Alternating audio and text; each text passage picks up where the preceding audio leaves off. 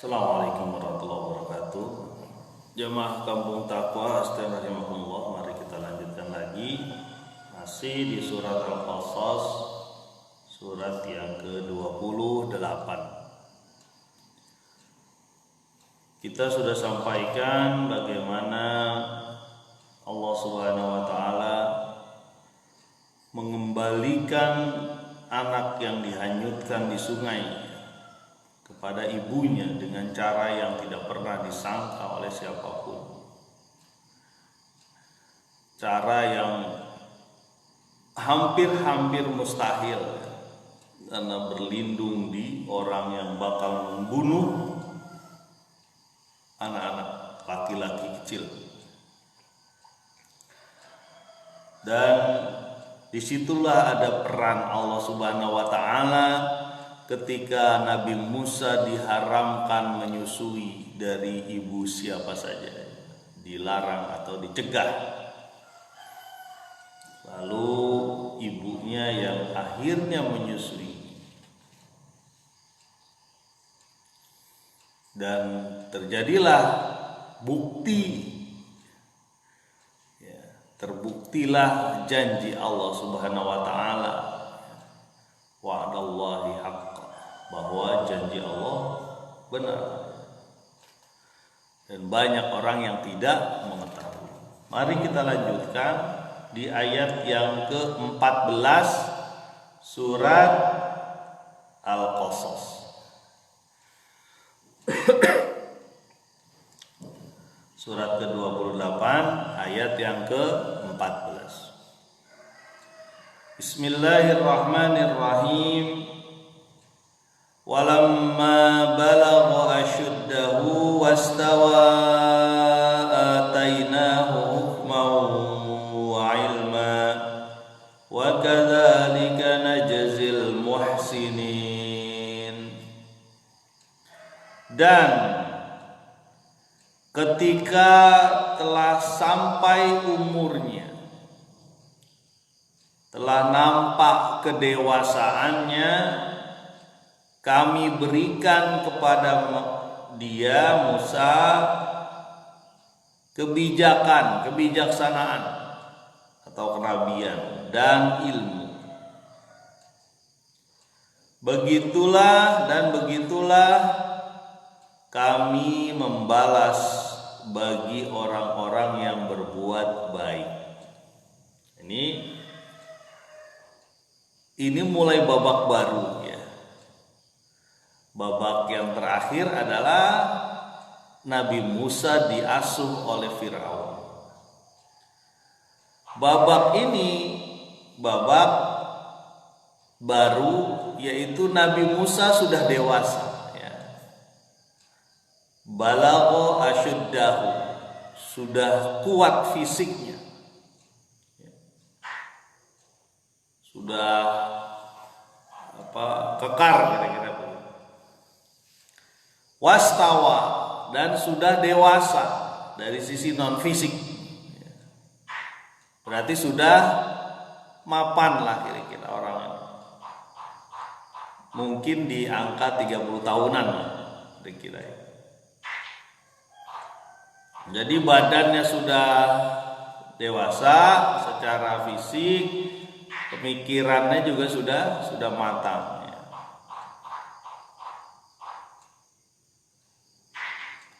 Allah Subhanahu wa taala tidak menggambarkan bagaimana Nabi Musa diasuh dalam suasana buruk ya, yaitu suasana pemerintahan Firaun. Tidak digambarkan di sini. Bagaimana Nabi Musa dididik oleh keluarga Firaun sekaligus dididik oleh ibunya sendiri. Ya pasti dia akan sudah diberitahu bahwa wahai Musa, engkau ini adalah anak yang dihanyutkan.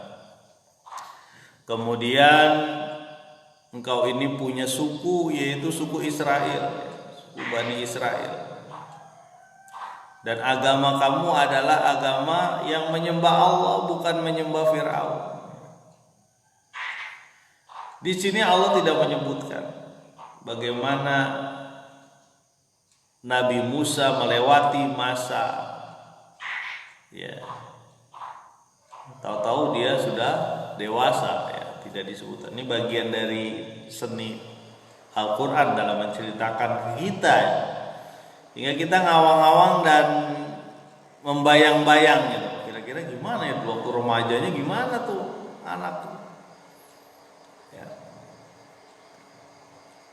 Pasti akan bertemu ketidakadilan, ya. Kan dia nggak suka dengan ketidakadilan. Namanya juga diberikan pendidikan, ya, dari ibunya. Mungkin kakak perempuannya juga ngobrol juga. Nah, jadi warga istimewa. Ya. Nabi Musa menjadi warga istimewa di istananya Firaun karena diasuh sendiri oleh ibu atau permaisurinya Firaun. Jadi ketika dia sudah dewasa dan tegap, ya, fisiknya bagus, kuat, pemikirannya juga sudah matang. Atainahu hukma wa ilma. Kami berikan kepada dia kebijakan dan ilmu. Berarti kenabian, ya. Berarti dia sudah mendapatkan pendidikan juga. Nah, ini pentingnya juga kita nih mengarahkan anak-anak kita walaupun di dunia yang begitu berat, ya. Ya, Nabi Musa, anak-anak sekelilingnya ya mungkin udah banyak, angkat teman-teman dia mungkin, ya, seangkatan dia waktu dilahirkan tuh banyak yang meninggal juga, ya. Tapi oleh ibunya Musa pasti dididik, ya. Dan Musa mendapatkan kebijakan, ya, mendapatkan hikmah, ya, dan mendapatkan ilmu. Wa kadzalika najzil muhsinin, begitulah, ya, dan begitulah kami membalas bagi orang-orang yang berbuat baik. Berarti Nabi Musa pun sudah berbuat baik, ya.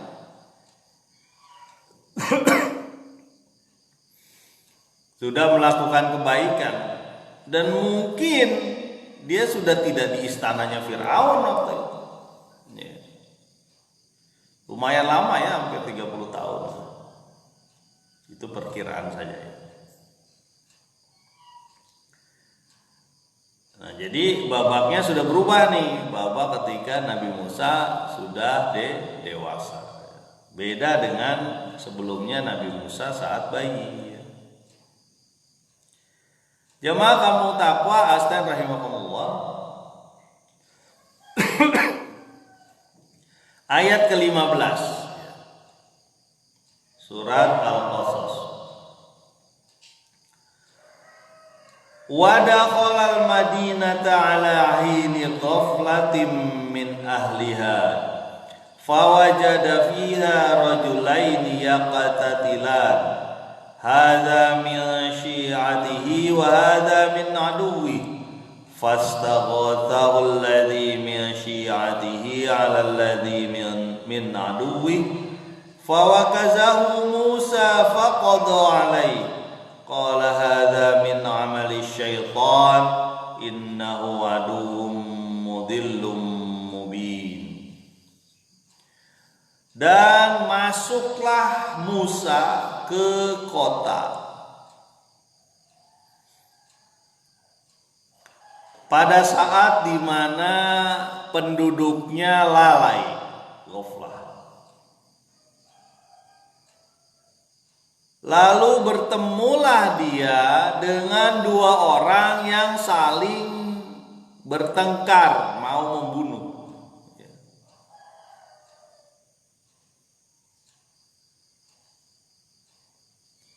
Yang satu dari suku dia, yaitu suku Israel, Bani Israel. Dan yang satunya dari suku musuhnya, suku Firaun, yaitu Kipti, ya. Lalu orang yang dari sukunya meminta Musa menolongnya terhadap musuhnya. Maka dipukullah oleh Musa, ya. Lalu terjadilah kematian padanya. Musa berkata, ini adalah amal setan. Sesungguhnya setan itu musuh sesat yang nyata.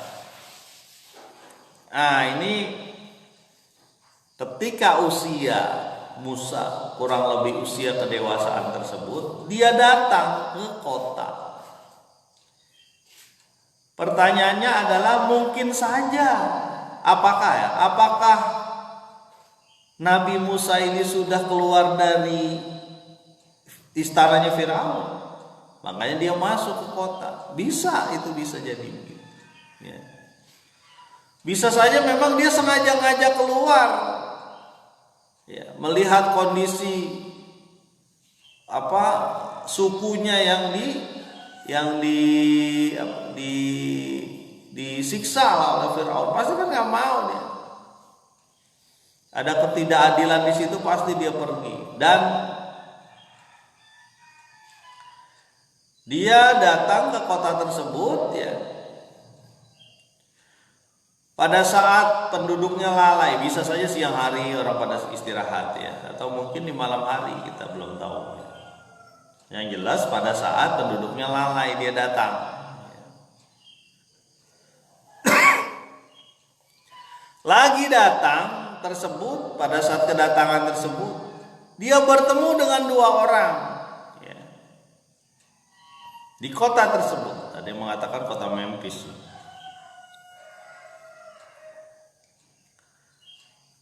Dua orang sedang bertengkar, berkemungkinan mau membunuh.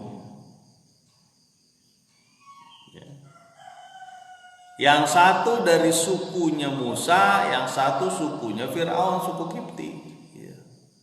Sukunya Musa, suku Bani Israel. Kemudian fastaghathahu, lalu meminta pertolongan siapa? Orang yang suku Musa kepada Musa untuk membela dia terhadap musuhnya, yaitu orang Kipti, orang sukunya Firaun. Nah, pertanyaannya, berarti dari kata-kata ini diketahui bahwa Musa itu sudah di luar, kemungkinan sudah di luar Firaun, dan kaum Bani Israel itu sudah kenal dengan Musa, dengan orang yang nggak mau tunduk dengan Firaun lah, kira-kira gitu. Tidak suka terhadap kezoliman Firaun. Makanya dia bilang gitu, wahai Musa, mau mengajukan pertolongan kepada Musa. Wahai Musa, tolong aku terhadap musuh kita ini. Kira-kira begitulah kan, karena kan satu suku. Dan Musa sebagai orang yang mengenal kaum Israel yang disiksa, ya, dibunuh, ya, diperbudak oleh Firaun, lalu membela kaum ini, ya. Fawakazahu Musa, lalu ditinju, dikepalkan tangannya dan ditinju. Pertanyaannya adalah, apakah Musa memang sengaja betul-betul membunuh ini? Ya. Jawaban dari pertanyaan ini ada di potongan ayat sesudahnya. Ya. Apa potongan ayat sesudahnya? Qala hadza min amali syaitan. Berkata Musa ketika orang itu rubuh, jatuh ke tanah, meninggal, mati gitu. Berkata Musa, ini adalah amal setan. Ya. Berarti dia berkemungkinan tidak sengaja mengepalkan tangan dan mukul gitu. Mungkin aja dia menahan diri dari, ya namanya orang berantem gimana sih? Kan pukulan ada di mana-mana. Bisa saja dia nahan, dibela dan sebagainya. Sekali tinju itu mungkin itu mati itu orang. Ya. Berarti Musa ini mungkin tidak sengaja gitu. Ya. Itu mungkin karena disebutkan sebelumnya balagha asyuddahu, fisiknya sudah matang, ya. Entah yang dipukul dadanya, mukanya atau badan dari orang Kipti tersebut mati langsung.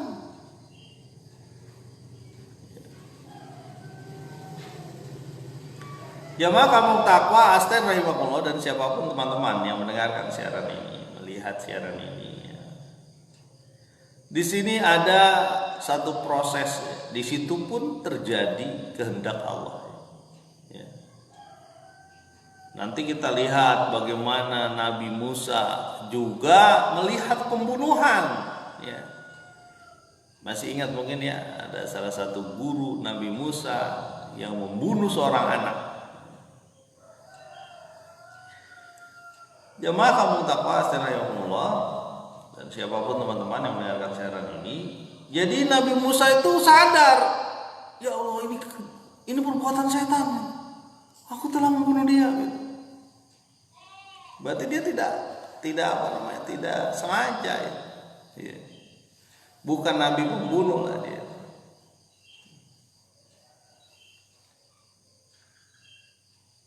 Faqadha alaihi, terjadilah sesuatu padanya, maksudnya meninggal, ya. Qala hadza min amali syaitan, kata Musa, ini adalah kerjaannya setan. Aku udah emosi lah, gitulah kira-kira. Bisikan-bisikan setan. Innahu aduwwum mudillum mubin, sesungguhnya setan itu adalah musuh yang sesat, yang nyata, yang terlihat secara, walaupun secara fisik tidak dilihat, tapi hakikat terlihat. Ini disebutkan lagi bahwa musuh abadi kita adalah setan. Dia akan selalu yuwaswisu fi sudurin nas. Dia akan selalu membuat was-was hati kita, membuat cemas, membuat was-was, membuat resah, ya.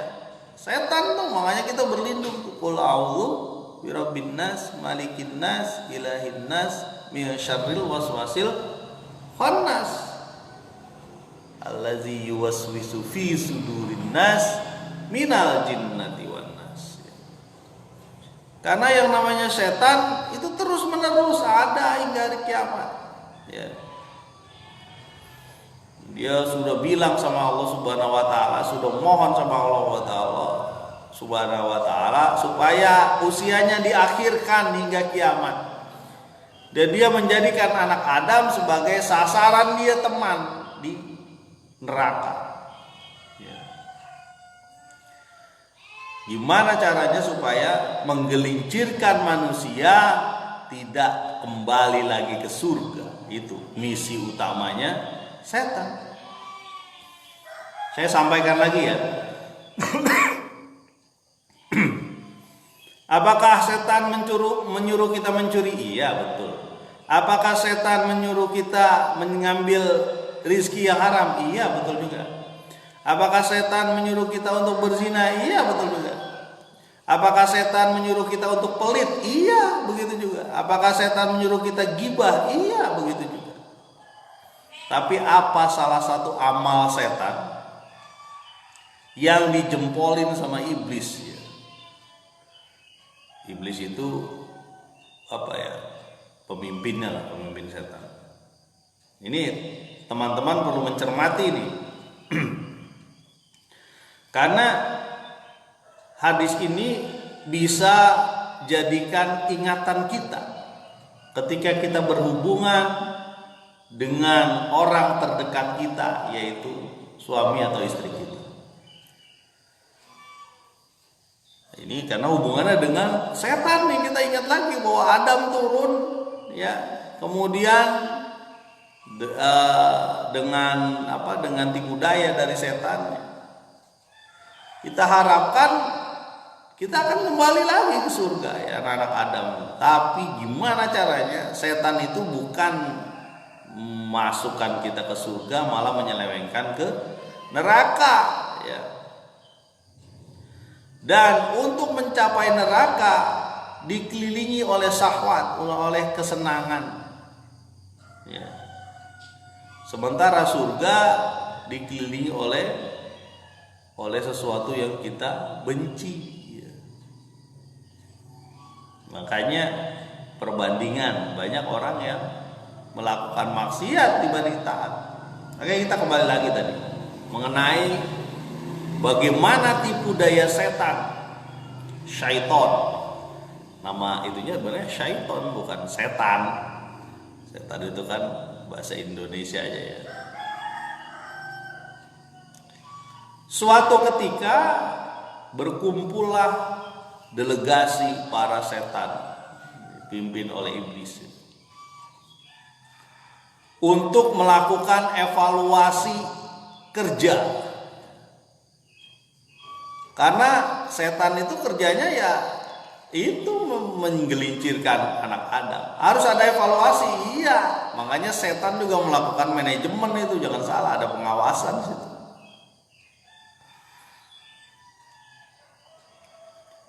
Ayo lapor. Nah, gitulah kira-kira. Iblis berkata, ya, rajanya setan. Saya wahai Tuhan, raja. Ya gimana? Saya sudah membuat orang bisa mencuri barang orang. Ya. Barang orang saya bisa curi. Saya bisa curi. Dia bisa curi. Ya. Kaya dia. Gak perlu kerja. Sehingga orang-orang yang bekerja itu malas jadinya. Habis usaha ini diambil orang, ya. Malas saya jadinya. Akhirnya cara kayak orang aja lah, saya ngambil yang haram, begitu. Kata raja setan, oh ya, gitu aja dia ngomongnya, raja setan. Satu lagi ngomong, wahai Tuhan. Itu mah kecil lah kira-kira itu, ya. Saya nih, apa amalmu, kata setan itu, yang bisa kamu laporkan sebagai amal terbaik kamu? Wih, amal terbaik setan. Apa dia bilang? Saya sudah membuat manusia saling membunuh. Orang sudah koid sama bisikan saya. Mungkin seperti meninggalnya siapa anak-anak Nabi Adam waktu itu yang sedang ada perselisihan, ya, sehingga tumpah. Orang sudah terbunuh gara-gara saya. Wah, bangga dia.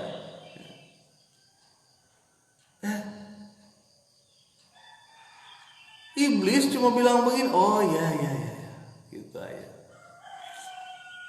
Tidak ada reaksi apa-apa gitu.